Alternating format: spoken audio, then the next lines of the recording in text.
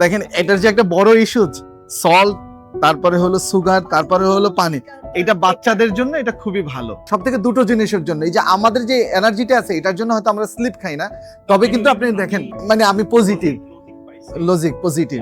ওকে, সবচেয়ে বড় আরেকটা যেটা প্রবলেম হয় গ্লাস কোটিং এর ক্ষেত্রে, জি সে ফর এক্সাম্পল কিছুদিন পরে ওটার মাঝে যতই যায় কিছু বলো, ওই যে মোবাইলে স্ক্র্যাচ পরে, স্ক্র্যাচ পরে, হ্যাঁ পরে, এবং স্ক্র্যাচের পরে আবার আপনার পলিশটাও নষ্ট হয়ে যায়।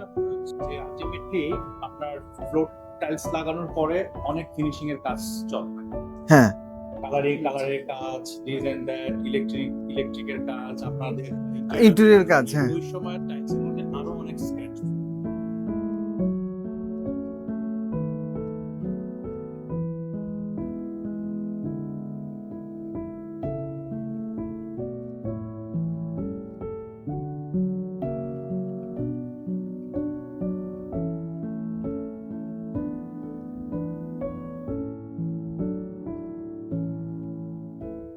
একদম এন্টি স্লিম পলিশড লুকের ভিতরে যে ম্যাটটা আছে সেটা দেবে, যেটা ইজি ক্লিন মেইনটেনেন্স ম্যাট।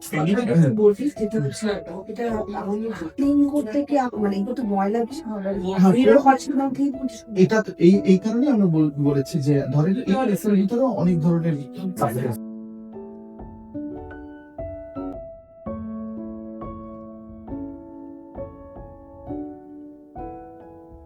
ভিতরেও থাকে, তাহলে সেক্ষেত্রে আপনার এটা ট্রান্সপোর্টেশনটা যুক্ত হয়। এরপরে এটা লিফটিং কস্টটা যুক্ত হয়। ওনারা আপনার বাসা পর্যন্ত 1400 টাকায় পৌঁছে দিয়ে আসে ঢাকার ভিতরে, শুধুমাত্র লিফটিং কস্টটা আপনাকে জয়েন করতে হবে। এটা ইজি একটা ইনস্টলেশন আছে, এটা যারা না বুঝে তার দ্বারা প্রচুর পরিমাণ টাকা নেয়, না হলে এটা রেখে দিলে ইনস্টলেশন হয়ে যায়। খুবই ইজি ইনস্টলেশন প্রসেস, এটার জন্য অন্যদের থেকেও এটা কম খরচ।